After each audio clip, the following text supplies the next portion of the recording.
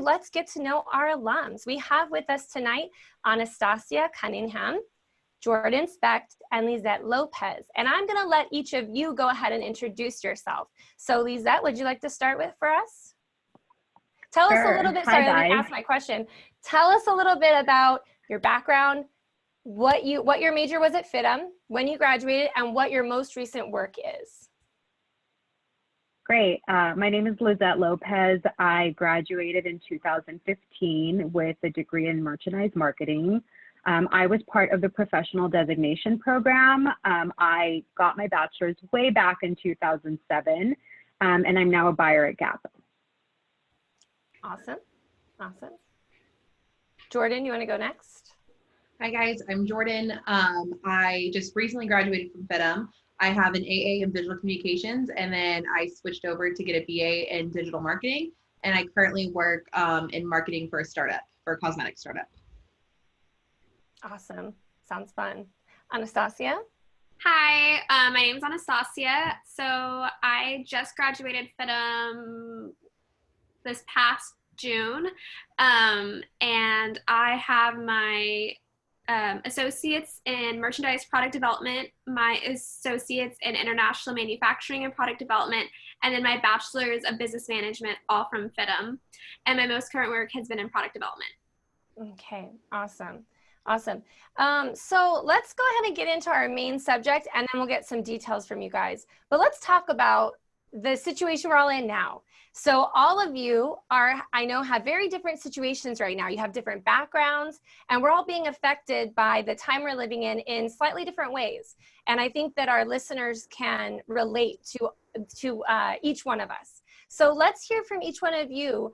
How has the time that we're living in changed your personal circumstance? How has it changed what you're doing for work? Let's say for work, first of all. Should we just go Lizette, Jordan, Anastasia? Would that be the best? I don't want us to talk over each other. Okay, let's do that. Well, as I said, I'm a buyer at Gaap. So Gaap is located in San Francisco. I have been quarantined in LA for over a month now, which is where I'm originally from. And work has been interesting to adapt to. Luckily, I buy for Gaap.com, so I am able to continue to run my business 100% the same way that I would in the office. But it is different to interact with the team. Instead of turning around, just turning your chair and asking a question, we now have to chat each other. We get on last minute Zoom. Sometimes I'm still in PJs and we're on a Zoom. So just, silly things like that you have to get used to. But I think that a benefit of this is the communication has improved tremendously within my team and cross-functional partners, because you're at the point where you have to over-communicate, which is better than under-communicating. So you make sure everyone's in the loop. So I think that that's definitely been a positive thing from everything that's happened recently. Mm-hmm. Yeah. Jordan? Hi. So as I was saying, how I work for a startup in their marketing, you definitely have to be creative during this time of how are we going to do PR send-outs? Can you even do PR send-outs? Any fun, we had different stunts planned that we weren't able to do unfortunately anymore because you couldn't leave your home. So I think definitely in this time it really highlighted any communicational issues or things that were going on, and definitely how you have to overcome it.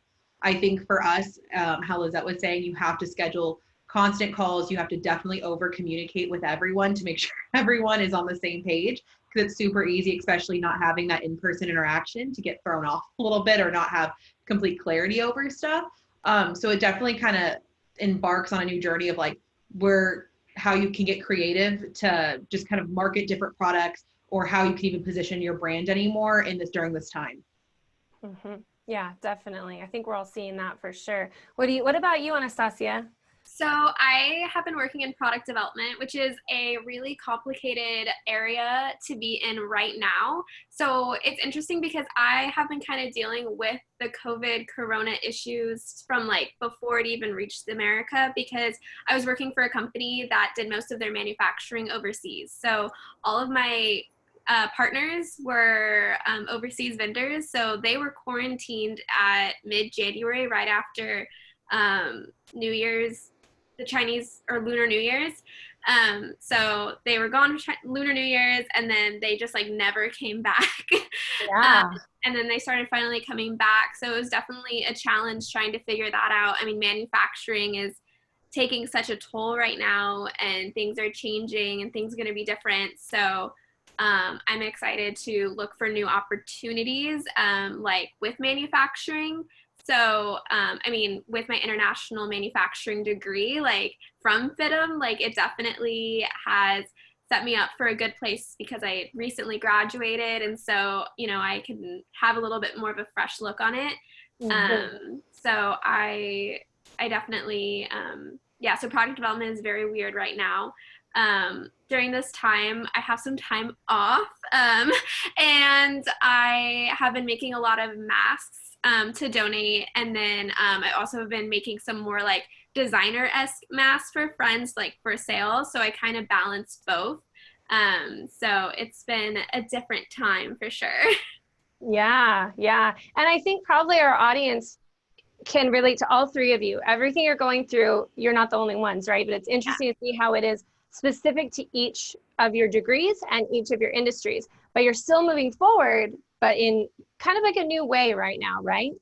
So I want to talk about that a little bit more, Anastasia. We're going to come back to that a little bit more about your future. But let's talk right now about, under these circumstances, how are each of you finding ways to stay inspired? Because of course, we all want to be creative. We want to keep moving forward. We want to focus on our future. How are you doing that right now? Of course, it's different from before. What does it look like today? So for me, I find that, I mean, I feel like you hear a lot of these things over and over again, but I am really trying to wake up and make myself a schedule. At the beginning, for me, like I know setting goals and completing goals like fills me. It makes me very happy when I can check things off a list. And at the beginning of this, I was like so pushing myself to like wake up and make a schedule. And now I wake up and I kind of get excited about making a schedule, which is like how I know I'm doing better. And then I also have a list on my phone that I keep of fun things to do that aren't just like the normal schedule things. So I have like my normal schedule where I wake up, I do my workouts, I take my dog for a walk, all of those things. But then I have like a list on my phone that's like things, all of those things you've been saying that you were going to do for months and months, and then you just never do it. So I'm trying to, it's just list of fun things to do. I have like play dress up, where I just like put on fun clothes in my closet that you never get to wear, and I like do dishes in a dress. I don't know. And they're just like fun different things. And I paint, and I went around and I named all of my plants. I know it sounds like I'm going crazy, but these are just like fun little things that I have like on my phone that when I just feel super like, oh my gosh, I have nothing to do, I'm like, oh, that thing that I want to do all the time but never have time, now I have time to do it. Yeah, and that's one of the silver linings of this time, isn't it? That we're all finding. That's awesome. I think with you, Anastasia, talking about like a schedule, I think that that's something I've like come to love now that like I need. I think too, like working from home, it's very easy to kind of forget like, oh, you have to take a lunch, or like you can move, like you can leave, you can go do stuff. So I think like at first when this all started happening, I was kind of struggling with like, I'm just at my desk all day. Like I can't get out of here, which was a little hard. And then I think it was really important for me to tell myself like, you can go up and go take your lunch and go for a walk. You can get out of the house a little bit, not like go leave, but just like go on a walk around the neighborhood real quick, or just go outside in your backyard and just work out, do something. Just to kind of change environments a little bit. Because I think once you're staring at your laptop all day, eventually you do start going a little bit stir crazy. And I think just like, at least for me, at my company, I found it like really helpful for me to at least get up. Maybe I didn't do my hair all the way, but like I put on some blush and like I put a top on and we're here. So at least there's like some sense of normal in that, instead of it just feeling like I'm out of control a little bit.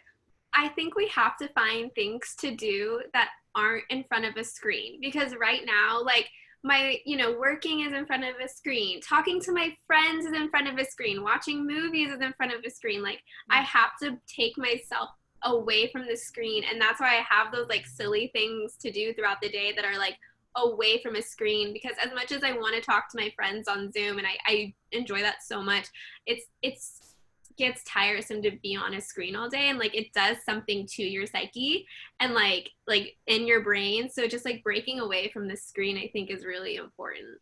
Mm-hmm. For me, I think that sometimes it's challenging to stay motivated when working, even though we're all, you know, who are still working, grateful to have a job. So many people have lost jobs, or, you know, companies are laying people off, et cetera. And I have to find ways to motivate myself and stay inspired while I work. And for me, it's really seeing how my business is helping to drive the total top line business for the company, given that stores are closed. Right now, it's a very difficult time in retail, as we know, and stores are closed. So if a retailer has a .com, which most do, then they're really relying on .com to drive the business. And so I try to remember that my role is even more important now than it was before. And on a personal level, just exactly like Jordan and Anastasia mentioned, just kind of trying to stay away from the screen, which is really, really difficult for me. I feel like it's hard for me to be like, oh, it's lunchtime, let me walk away. But I noticed that I felt overwhelmed by the negative news, even if it is kind of our reality with, you know, so many statistics on deaths and so many things going on, that I started making sure that I'm on Instagram a lot more than Facebook, that I was following accounts that were speaking to positivity. There's literally an account called like Good News, and it talks about like great things that are happening out in society, or making sure that I'm still following the influencers I love who are still showcasing the fashion and the fun things that I'm into. So just making sure that those like Krasinski's Good News, because it's amazing. Oh, I am. I'm not, but I should be. It's the best thing in the world. He did like a cute little prompt. Awesome. I highly suggest it. I also love John Krasinski, so. Oh, perfect. Okay. Yeah. See, there you go. Something fun and new and positive. That's exactly what we need right now. Thanks for sharing. Yeah. Yeah, and those are good examples of how other people are staying inspired right now and doing something good with this new situation, like all of you are. That's awesome. So is it okay with you guys if we table this subject for a few minutes and we kind of go back in time a little bit and hear more about your backgrounds? Would that be all right? Okay, so I want to talk to you about your degree at FIDM. You graduate. I want to know what it was like getting to that point. What was it like being at FIDM? And then once you graduate, let's talk about being at FIDM during your degrees, because all of you have different degrees. Let's hear a little bit about that time. And maybe you can throw in a little bit about why you chose that major. Lizette, Yeah. do you want to start? Oh, Jordan, go ahead. Kidding. I started FIDM. I was originally a visual communications major. I went for VCOM because I felt like it was a little bit more broad. I didn't necessarily know really what I wanted to do. I knew I was in the right place, but I just didn't know what direction I was necessarily going to take. So I did that. I finished. I actually took a year off in between.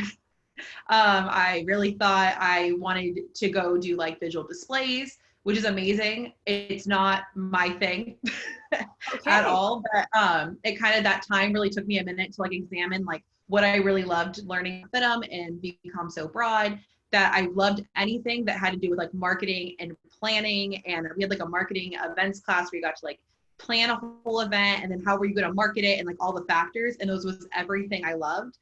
So when I started looking back to go to school, I found out that FIDM started doing what was then a social media major, but now it's digital marketing, which kind of encompassed everything of that nature for me. So I think FIDM, though, for me, I just think there wasn't another school personally that would have offered what FIDM did. I don't think there was really no one offering that type of degree that's like specialized to digital marketing. I also think with FIDM having smaller class sizes and all that stuff, it really, for me, school, especially in high school, was not my, like, it was not my thing. I was not like the straight A 4.0 kid. I didn't do bad, but I wasn't the 4.0 kid. So FIDM being able to really have teachers that were like very personable, smaller class sizes just made learning so much easier personally for me. Was like a better learning situation. And then just having teachers that were always there to kind of help was very nice. So then eventually, obviously, I finished. I really have to say, though, is that when you're in school, you have to have internships. You got to push. Like, you got to network. We always yell networking, but it's so true. You have to network. Like, there's no easy way around it. So I was just thankful that my internship that I had during school was able to hire me on afterwards. So I was able to bridge that gap pretty easily. Mm-hmm. Good. You kind of found your place within VCOM. That's awesome. That's one thing I love about FIDM too, is because VCOM's a good example of that. It is so broad that it can go in so many different directions that if the thing you thought you wanted to do with it doesn't fit you, you find something else. That I love VCOM for that reason. It's amazing. I'm happy for you. That's great. Yeah. Who wants to go next? I will. The other thing I like about, so my best friend / roommate was a VCOM major. So like, I always feel like I'm a little bit like, I always got to see her projects and stuff. So I'm like, I'm an honorary VCOM person. But anyways, I just think it's such a fun, major. So I learned about FIDM. So when I was in high school, I was in DECA, and DECA and FIDM are partners. And so I always really had a passion for, in high school, CTO or CTSO, career technical stuff. And when I found out there was a college that was kind of like geared towards that type of education, I thought that was super amazing, because I always felt like I struggled in the more traditional type classes in school. And when I got to go to like a DECA business class, or even like the CTO, CTE, like classes, like my fashion design class, I always really liked that. So when I found out that FIDM was kind of like the college version of like a high school CTE class, I was really excited. And I still participate with things with FIDM and DECA together. And that's really exciting. And then at FIDM, I chose product development because I had originally actually applied, or I wanted to apply for fashion design, and my admissions advisor was the one that told me about product development, because I was like, oh, well, I'll probably do fashion design for my associates, and then I'll get my bachelor's in business management, because I like art and business, and I have this like two minds like together, and like I love Excel, but I also love painting, and just like this weird two sides of my mind. And she was like, you should try product development. It sounds like it might be a really good fit for you. So I listened to her and I did research on it, and it's been perfect. It's weird sometimes when you have like that passion and someone's able to put into words like what it is and like what a career path looks like in that. So I really love product development. It's absolutely exciting. And like I said, it's changing constantly. And then, so that's my first 2 years. And then my third year, I got my Advanced Associates in International Manufacturing, and Product Development is the major. And that's such a cool program. It's 9 months intensive, and you actually get to work with a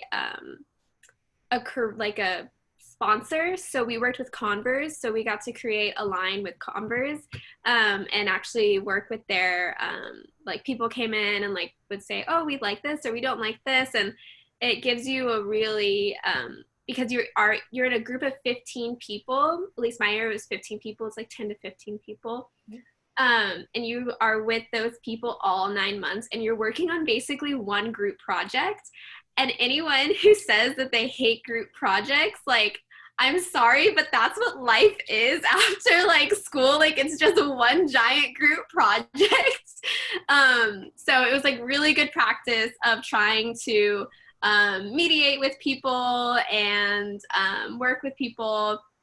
And then I finished up my fourth year with my bachelor's in business management, which was really important for me to get my bachelor's in business, because like I said, in high school, like DECA and business was like my whole life, and then being able to round it out was super exciting.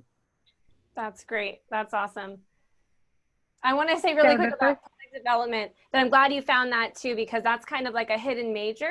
Not everyone realizes that product development even exists in the world, but of course we know it's so important. So I love to hear of students that have kind of, a lot of times we think fashion design is the only thing, but you found this beautiful, huge industry, this whole section of the industry you didn't even know about, and it was your perfect place. So yes, for sure. Very good. Lizette, what about you? So the first time I heard about FIDM was many moons ago when I was in high school. Someone came in and a recruiter came in and started talking about FIDM, and they mentioned being a buyer as a career, and how I'll never forget the example, which was that we don't realize it, but that when we walk into a store, you pay for the hanger that the clothes is on. And that literally blew my mind. And I was super interested from that moment. And now being a buyer, you know that if something is going to come on a hanger, the cost is going to be built into that, into your cost. And so I was super fascinated, but I wasn't quite ready to pull the trigger, so to speak. There's a lot of, I think, misconceptions about fashion and how the creative field isn't very stable, although that is not true at all. I mean, there is so much stability in fashion and retail, et cetera.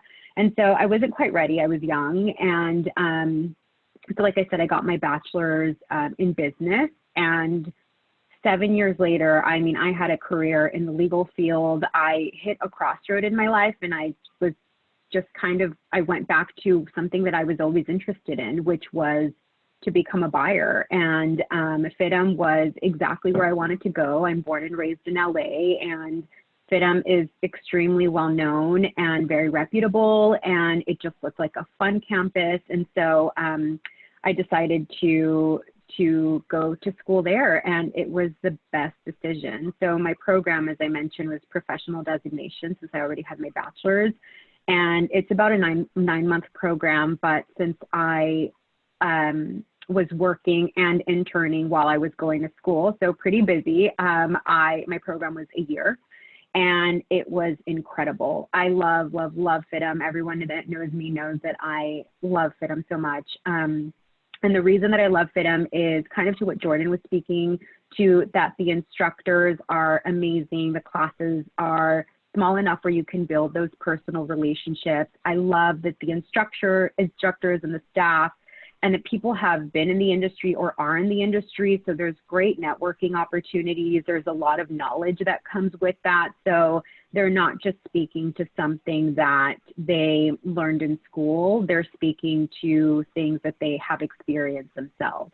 So you'll have an instructor who's teaching you allocation, and she is likely an allocator at a retailer that's well known in the city, for example. So I just love the experience that I had, because I knew that I was learning from people that were working in the field firsthand. Mm-hmm. Yeah, that's an awesome opportunity. And from that, all of your experience at FIDM, once you graduated, somebody talked about internships. How did those internships help you once you graduated? And then how long, once you did graduate, were you actually working in the industry? So I think you can go. we're also eager.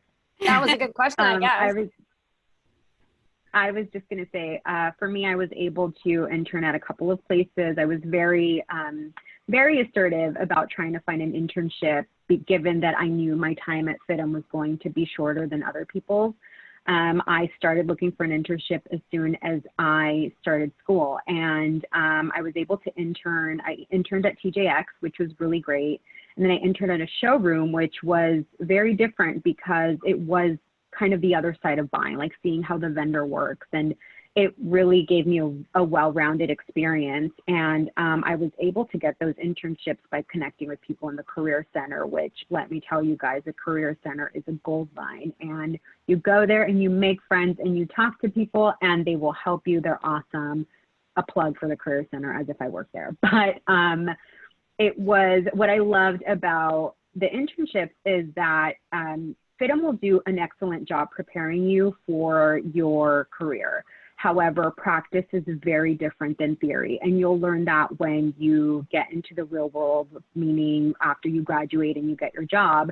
So internships help you kind of fuse that theory and practice, because you're going into these real world companies. It's not just a classroom with a piece of paper and a sample of a buy plan. You're going into these real companies where people are doing this job for a living, and they're meant to mentor you and guide you and show you the ropes and kind of show you how it is in the quote unquote real world. And that's why internships are extremely valuable, not to mention that they're also a really great networking opportunity.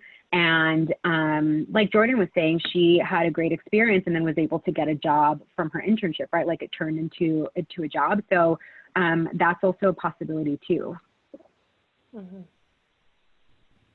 To piggyback off you right there, I would say the Career Center is honestly so amazing. FIDM does such a good job at trying to match students with jobs, but I will say you've got to put some footwork in though.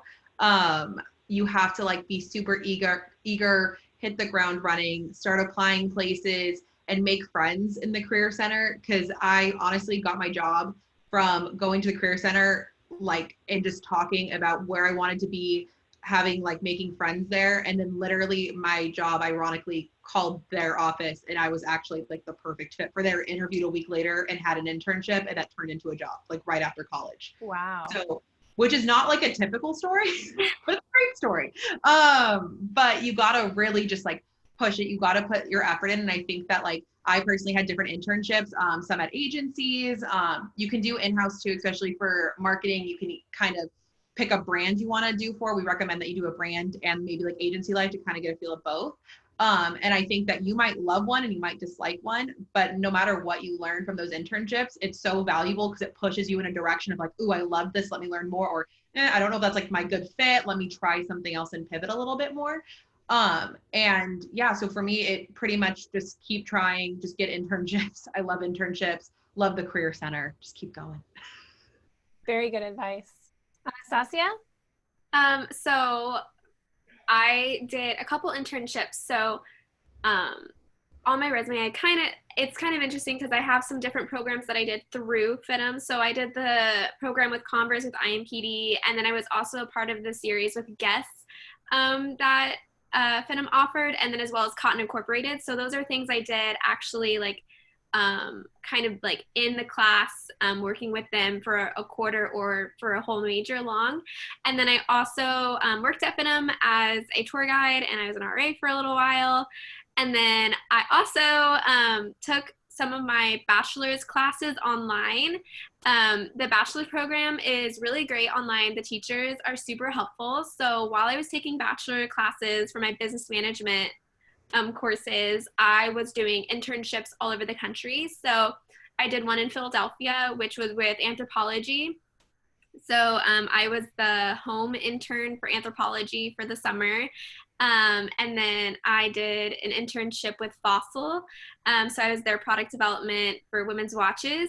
And I think doing internships are really great way to make connections. And so that's how I got my first job out of college, was after I was like sitting, like doing homework, and then I was like, I need a break from homework. So I like had emailed a couple people at Fossil and be like, hey, just like, I'm about to graduate, like as long as I pass all these classes, which I should, if you see anything open, like send it to my way. And they were able to actually find a position for me, which was really exciting. And I got to work with like one of my favorite people that I met during my internship. She wasn't actually my mentor. She wasn't on my team that I directly worked with, but I had asked her to like have coffee with me at one point while I was there. Ask people to get coffee and get people coffee all the time, anytime, every time. You will make a great connection. It's like save a little extra on the side and just like buy your favorite person coffee that you think is super cool and you want to like figure out what they're doing with their career right now. Side note, I've done that a little bit on LinkedIn. I've tried to like push some virtual coffees. It's been a little weird. I'm like, hey, how are you? Normally I'd ask you to coffee for more information, but we can't. So I highly suggest it. And then, so when I got the job at Fossil, my manager was that super awesome lady that I was able to work with for quite a while. Yeah. Good. Excuse me. While you're on that subject, we do have some good questions coming in, and one of them is specifically asking for a little more information about when you did product development anthropology. Could you tell us a little bit more about that? Yeah, people love the urban internships. I think I had it because they have a whole Instagram, and like they do a really great job with their intern program. So it's a really fun summer, or you can do fall or spring as well. So I was the product development for home goods for tabletop. So they have home goods that's like more decorations, and then they have tabletop, which are like plates, forks, cups, like all of those really like the dishes and stuff that go on the tabletop. And so it was really exciting. The other thing I liked about that program a lot, and Fossil also did similar things, is they would have intern breakouts.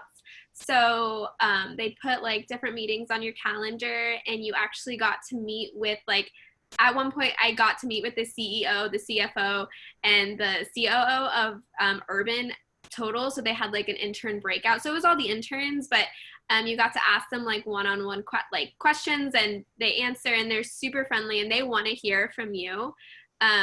The other things I really like about both the internships I did, urban or anthropology, as well as Fossil, is they both had intern projects. So you actually got to work on something specific to you and kind of what you wanted to see in the company. And it's really cool because it's like they really want like information from the interns because we're young and fresh. Yeah, which is good. Thank you. Another question that came in is actually for Jordan. It's two parts. One of them is, what startup are you with? And they want to hear more about your experience in beauty. Yeah, so I work for Dominique Cosmetics. We're currently sold in Nordstrom's and Sephora, and we have our e-commerce business. Honestly, this was my first shot kind of like in-house marketing for a beauty company. I didn't have necessarily experience like in the beauty world prior.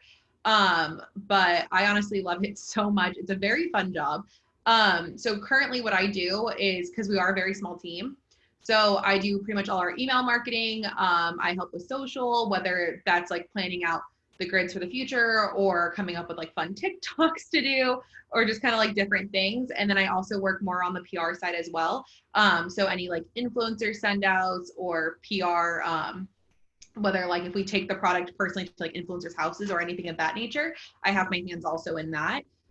So it's really fun. It's always changing, but what I really have learned to like really love about the beauty industry is that there's something like the new product that comes out is like always going to be like your next child. And there's always so many more, like you can get so creative with everything, and you can market it in so many different ways that you kind of can't really get bored. It's nothing ever stays repetitive. Every new product that we have coming out or have had come out is always so different from the last one that my job honestly can't get boring because something always new is coming up. That's awesome. That's nothing to complain about, right? That's amazing. I can't complain. I'm very grateful for it. That's wonderful. The next question is for Lizette. They're asking, can you compare buying for a brick and mortar store of Gaap compared to Gaap online? Sure. I have never bought for Gaap stores. We have separate buyers for stores and e-com, so I only buy for e-com. But the other companies that I've been with, I've always bought omni-channel, so both e-com and brick and mortar. So I do have experience with buying for stores. And there are quite a few differences. They're both still equally interesting. Most of my previous employers were, I was buying mainly for stores. And there are differences, for example, tiers. So you have your actual stores. If you have, let's say, 100 stores, those 100 stores aren't necessarily considered to be the same. Stores are tiered based off of volume. So you have your top performing stores versus low performing stores. And so product will be or may be different varying from store to store. That's actually a function of allocation, which if you're interested in merch marketing, you'll learn about that. But I've always been lucky that with the companies I've worked with, I've been able to get my foot in the door with not just buying, but planning and allocation. So I've been able to say, this product is going to this store because it's my top product and they're a top volume store and they're going to be able to sell it. That's one example. The other thing is also there's a little bit of merchandising that comes when you buy for stores because you have to you have a space that's set for the product that you're going to sell, and you have to figure out how everything's going to fit in that space. So you have racks and you have to say, how many racks do I have and how much product can fit into each rack, and how are my flows going to come in, and how is the product going to flow in and out of the stores. So there are quite a few differences. The other thing is that with online, when you're selling online, the customer can't touch the product. They can't smell the product. They can't look at it. They can't. And so you have to remember that when you are buying it. Is this color going to look good online? Is this graphic too small? Is it saleable, etc.? So there's different considerations. Whereas if you're buying, let's say, a t-shirt with a graphic and it has a tiny graphic on the pocket, in store, people are going to see the tiny graphic, but online it may be very difficult. So there are some differences. Both are very interesting. And Gaap is the first time that I buy solely online, and it's been a really great learning experience.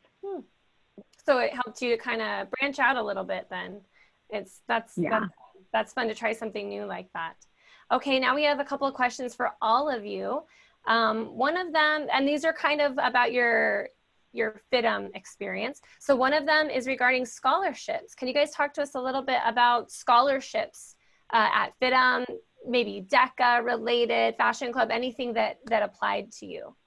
Yeah, I know for me, I was able to work and get a lot of scholarships through FIDM because I was very active during high school with DECA and Fashion Club, and they used to call it Nordstrom Teen Board. They call it something now that's through Nordstrom.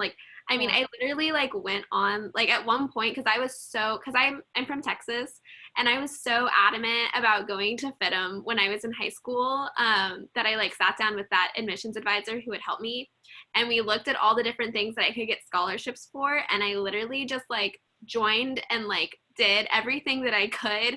So I got the DECA scholarship, and then I was also competed in the FIDM sponsored competition for DECA. So I went to advanced internationals. So I got that scholarship. And then the Fashion Club is a really big one. So I was president of my Fashion Club. I think if you get to FIDM and your classroom isn't full of at least half Fashion Club presidents, it's really weird. Most people were Fashion Club presidents at their high school. Wow. And so I definitely think on that side, being able to work with whoever will help you to look up those scholarships, and then making sure you reapply for them every year because they are renewable.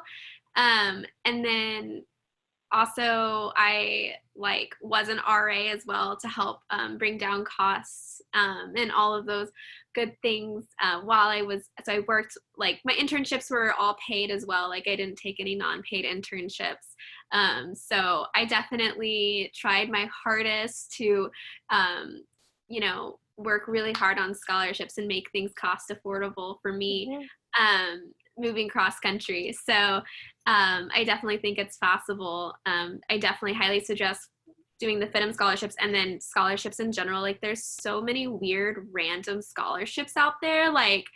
I'm trying to think of ones that I applied for, but there's scholarships for being a pet owner, and you write an essay about the time you and your pet had they're just weird scholarships that you can find. So I'm such a proponent for scholarships, no matter, what you're doing or where you're going. Scholarships are so important. So yeah, just if you're in high school right now, especially just set yourself some time to make that your part-time job, because you're going to make more money sometimes applying for scholarships than other positions that you can have in high school. Mm-hmm. And you want to add anything to that if you'd like? I feel like you covered it pretty well, actually, so thank you. We have another one that whoever wants to answer it. Do you guys have any advice for transfer students? I wasn't a transfer student, but given that I did have a degree previously and I went to FIDM after, I think it's important to talk to, I guess, your counselor and make sure that the classes that you have taken, maybe not all of them can transfer over, but try to make sure that most of them can. I know I had an experience, even though I graduated 7 years prior, which is quite a while. FIDM was awesome and let me transfer over some of the classes. And one of the classes that I took, in fact, I was in it for about 2 weeks and I was like, this seems a little bit familiar. And I spoke to my instructor about it. And then I spoke to my counselor and I was able to drop the class in that moment and take and transfer the credits that I had from my bachelor's. So as a transfer student, I think that it's important to make sure that your classes that can transfer do, so that you can really take the time and focus on your core classes for your major. Mm-hmm. I also think just like one thing to remember if you're going to transfer to FIDM, or even like if you're coming from high school, it's on a quarter system, which I loved being on quarter system. It really, really worked well for me. But it is a big change, I think, at first. Some people will tell you that it's super hard and crazy. It just kind of depends on who you are. I thought it, for me, like, I'm like, I wish my whole life was on quarter system, because for those of you who don't know or understand, but like the way FIDM does their quarter system, it's their 10 weeks. So you literally, and you, for the most part, your classes are 3 hours or 6 hours. So you pretty much go to each class essentially 10 times, which it's like, it sucks kind of if you love that class and you're like, I want to stay in this class forever. But it's also really good if it's something that's kind of hard. You kind of in and out really fast. Mm-hmm. The glass is half full either way, I guess. Yeah. Yeah. Yeah. Okay, very good. Let's ask another question. Talk about the portfolio. Well, we know that at FIDM we do really a project. Could you talk to us about that project for the application process? Yes, that was a while ago. Probably for all of you. I'm trying to like remember. Maybe it was even longer for me. So when I applied, like I had mentioned, I originally applied to be a fashion designer or fashion design major because I wasn't sure what product development was. And I think, so I turned that in, and like I initially, like my admissions advisor was like, this is really great. If this is what you do, you're accepted. But I want you to like just look at this product development thing. And she just kind of like, not like aggressively, but like just kind of like, you know, just check it out before we sign any papers. And I think doing that product development project helped me understand what it was and helped me like decide that is what I wanted to do. And like it could have gone the other way. Like I could have done that product development project and been like, you know, I really liked doing the fashion design portfolio better. Yeah. I think from my memory of doing it, I remember because I was originally a BCom major, and I had to make like a diorama almost of like a storefront, and I hot glued like popsicle sticks at like angles and covered them. It was a little bit of a hot mess. And that's okay.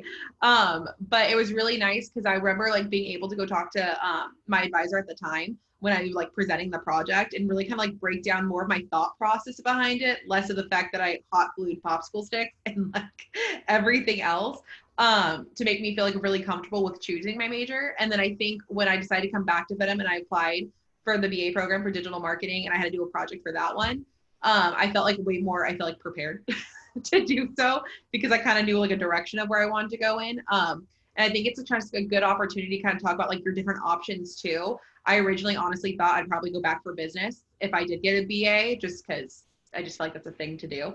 But then being able to like have open discussions of what I actually wanted to do, it was like, no, like we have this really cool major that would probably fit you so much better than you going that route. So that's really kind of a good time to weigh out and see all your options. Yeah, and talking to your admissions advisor really helps a lot with that. I was just saying, it was too long ago for me. I remember I turned something into a magazine. Just get creative, I guess, would be my advice. Get creative and have fun with it. Yeah. And talk to your advisor. Your admissions advisor can be so helpful with that.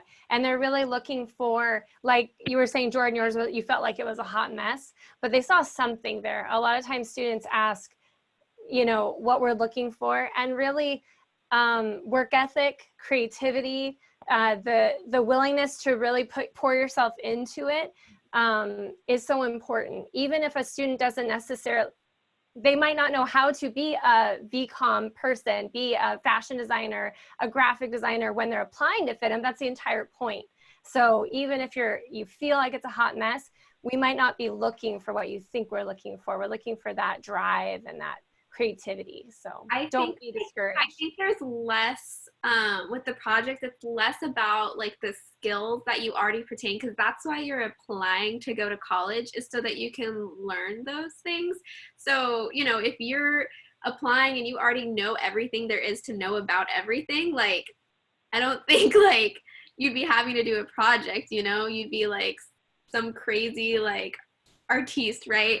But you want to learn the skills, and that's why you're coming to FIDM. You're saying, hey, this is like the project I did. I worked really hard on it. I know this might not make sense, but this is what I was trying to do. Mm-hmm, mm-hmm. Absolutely, absolutely. So really good question about COVID-19. How do all of you think that COVID-19 is going to affect consumer shopping habits or experience once retail opens back up? I think there may be hesitation. I think that with the scare that's happening, it may be a mixed bag of people who are extremely eager to run into a store and get that instant gratification. I know I miss my little shopping sprees, but I think that it could be a mixed bag of people that are still very conservative with their shopping. Being in e-com and buying for e-com, it's very interesting to see that people who want to shop will find a way. And so if they're not doing it in stores, essentially my business is, as I said, driving the Gaap business now, and we're taking the business from stores and it's coming through online. So the person that wants to still go and shop, they're doing it, they're just doing it through a different channel. But with that being said, with that need for instant gratification, which I think we all have, I think what's going to happen is there's going to be a lot more order online and pick up in the store. That is something that we're able to do now with select stores. I know I do it all the time with Target, but in fact, Gaap is going to start doing that, where you can order online and do a curbside pickup. And so you can still get the product that you want that same day or as quickly as you normally would when you go shopping, but it's going to be driven through e-com. So that's my opinion. What do you girls think? I completely agree with everything you just said. I think for me, my company, we are sold in Nordstrom's and Sephora, but like our main business is done through e-commerce. Like we don't have a storefront. All our business is e-commerce. And I definitely think with this situation that's been going on, we've definitely noticed some hesitation and I should say, when coming to purchases now too, because a lot of people don't want to open packages now.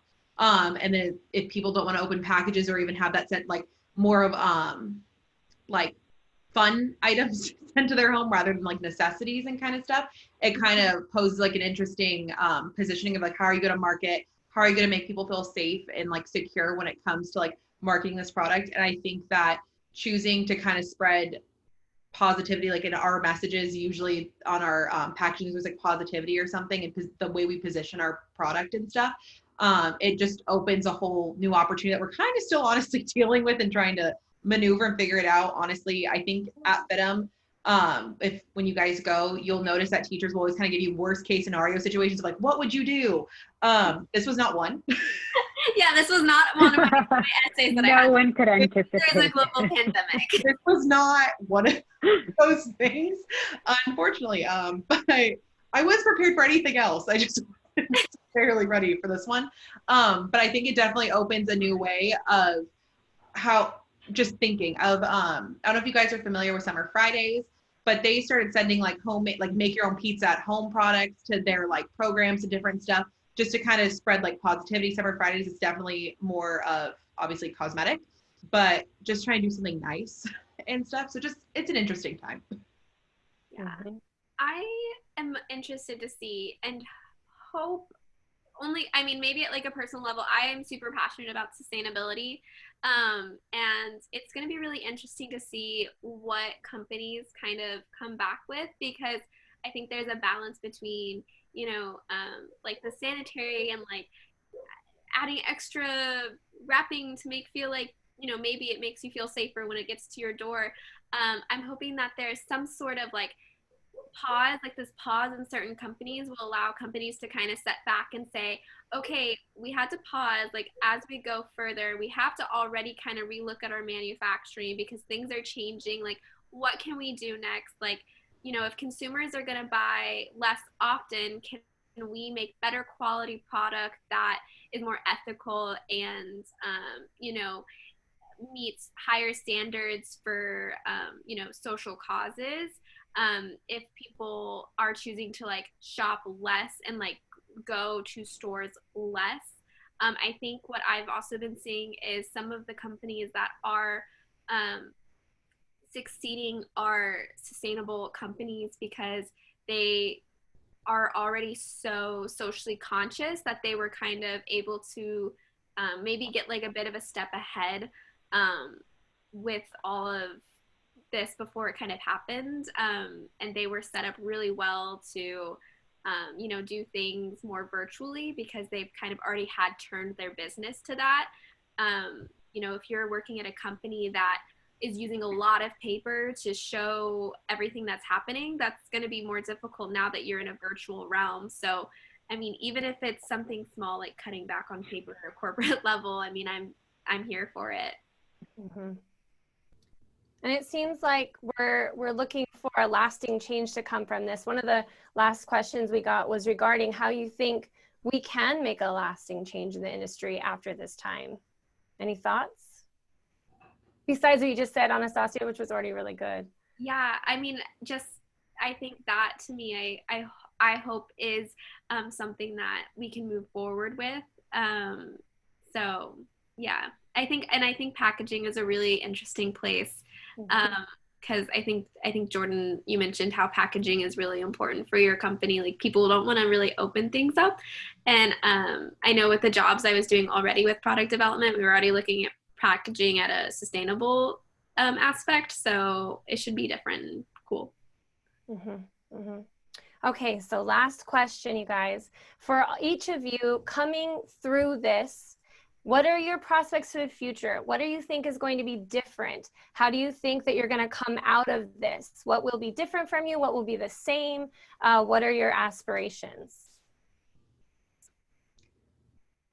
Or thoughts? Aspirations is a big word. I think that overall, I think the entire retail industry, I think the way that everything runs is going to be different. I think we've been severely impacted. I don't see us going back to the quote unquote normal or how we were, how things were being managed in the past. I think that we all need to find creative ways to speak to the consumer and make sure that we're able to translate things through as Anastasia called it, a virtual world. Like this is our new normal, so to speak. So I do think that we all have to find ways to be creative and to be nimble. The times are truly unprecedented, and we have to just continue to move forward and be able to find ways that we're able to meet the consumer need without necessarily going through a brick and mortar. Although, of course, everyone is eager for stores to open. But on a personal level, I'm hoping that this time, which hasn't been downtime for me because I've been working full time, but it has been, given that I'm usually a very busy person that's running around, I don't have the opportunity to do that. So it's been a more reflective period of what impact can I make? What can I do to help this situation? There are a lot of people that are going through very difficult times. How can we be kind and compassionate to ourselves and to each other? Because I know that we're all kind of dealing with this in our own way. This is impacting for everyone. So just trying to be a little bit more reflective and trying to become, I guess, a better person, a kinder human. Mm-hmm. I like that. I think in marketing aspects of all this, I think that possibly in a little bit, it can kind of go back to kind of how it used to be, but I definitely think there's changes that are going to take place. I definitely know different companies right now are doing kind of like Zoom calls or definitely trying to be more personable with their consumers. Whether that's just like having a spokesperson or just how to be more relatable as a brand in general, less corporate. So I think it's just definitely, we're going to see some very cool and creative ideas come out of this time from different companies of just like, how are we going to do, like, if we can't do events right now, like what are we going to do to market this, or how are we going to push it? And I think there's going to be some really interesting ideas that come out of this. And then I think through a personal level, I think how Lizette was kind of saying, it's definitely been a time of like reflection. I'm so thankful to be working and everything. But I am pretty much always going. So to kind of have to take a pause has really kind of made me think personally of like, how can like we be just more kinder to people and just kind of do things nicer to make everyone's life a little bit easier as we go on. So I think it's gonna be a very interesting time, like moving forward, especially for the remainder of this year, to kind of see how everything plays out with everything. Mm-hmm. Yeah, I agree. So I think on a business corporate level, I definitely think that, you know, with PD and manufacturing, like I think things are really going to change. There's going to be a huge shift on where and how we manufacture, and it's going to be definitely different. I'm glad I got almost a year of being in like normalcy, and now like moving into like what's going to be new and different. So I'm actually pretty excited about the challenges and problem solving part of that. Some things that I look forward to at a career level, because I'm passionate about product development. I'm passionate about helping creatives get things created. And I am interested in moving into and I mean, kind of as a goal as I've had before is like moving into a sustainable company. I've been able to work on some sustainable projects at my last position. And then if not that, like I also think the medical device field is going to be a really cool place to be. And I know it doesn't sound super like sparkly and fancy, but I think that's why I liked product development so much, is because you can do whatever and go wherever. So that's kind of a career. And then just like on a personal level, I've really, at the beginning of all this, it definitely was a struggle. And I think a lot of people can identify with just kind of being cooped up. Like I love living alone. Like I love having my own space. But this is like the first time I've kind of felt like, oh, I wish I had roommates, or, oh, you know, you kind of miss that human contact. So I have dog contact, which is great. But I think that, you know, at the beginning it was tough, but kind of being able to find hope in, you know, the things that are happening out there. My best friend is a nurse. She actually works on the COVID unit at her hospital. So she is like one of my biggest inspirations.